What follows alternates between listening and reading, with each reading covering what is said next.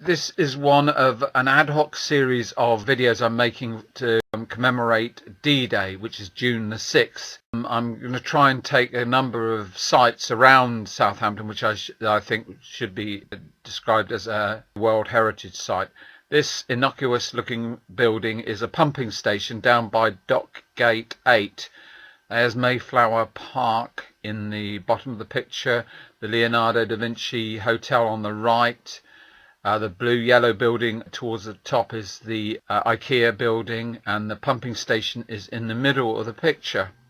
Approximately 2 million, over 2 million, 2.5 million US troops left during Operation Overlord from Southampton. Their headquarters was in a wing of the Civic Centre. A lot of people think the headquarters for D-Day was in Southwick Park, north of Portsmouth. That was the planning, strategic planning, but on D-Day and for Operation Overlord, the headquarters for the US Army was in a wing of the Civic Centre, and they set up a build-up and control organisation called BUCO in a wing of the Civic Centre, and there's a plaque next to the one of the doors near the art gallery that describes how it was set up as the headquarters. Over 2.5 million Americans left from Southampton, over 1 million British and Commonwealth troops left from Southampton. Their headquarters was in Southwestern House. There's the pumping station again. There was but despite what you may think, there was close cooperation between the Americans and the British to make sure that landing craft such as this, like you can see in the background, that's a United States landing ship at Embarkation Hard S1. This is the one next we're looking at, next to the Dock Gate 8, and there's the pumping station we're looking at. This is the Embarkation Hard in the foreground. You might recognise this in the background. That's Southwestern House, where the terminus station, the wounded were taken along there and then shipped by train to different hospitals inland. There's the central bridge at the background there. Well, as I say, that's Mayflower Park in the bottom of the picture and the pumping station in the middle. The whole area you can see in front of you was reclaimed from the sea between 1927 and 1934. So it's less than 100 years old.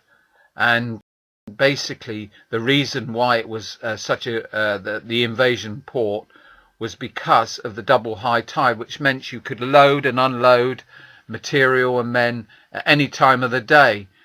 That's all important when you try and reinforce a beachhead, which obviously was what the Allies were trying to do on D-Day. It was a race between who could get your troops ashore quicker. If we could get our landing craft ashore quicker than the Germans could reinforce with their panzers. It was a race, a life and death race. There's the pumping station again in the background.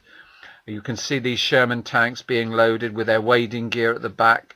They were essential to take on the strong points on the beachhead at the time. Sometimes they arrived a little late, I'm afraid, but even so, we won the day. The troops won the day. This is Embarkation Hard S1.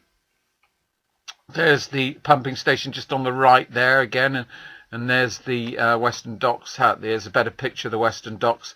So this guy is standing where in Mayflower Park or on one of the ships, and I've included these pictures of some of the troops that were leaving via the landing craft at that S1. Obviously these are American GIs, many of whom wouldn't return home, and the last comfort they ever knew was in Southampton.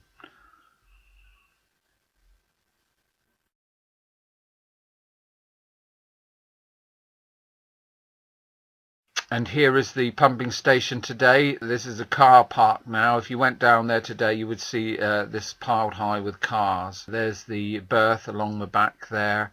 As I say, the essential point about it is 24/7. You could load and unload at Southampton. Another factor in its favour was that the Germans thought that Southampton was finished in 39 and 40, and they never realised that Southampton was back on its feet and would be instrumental in D-Day, and that's why it should be a World Heritage Site.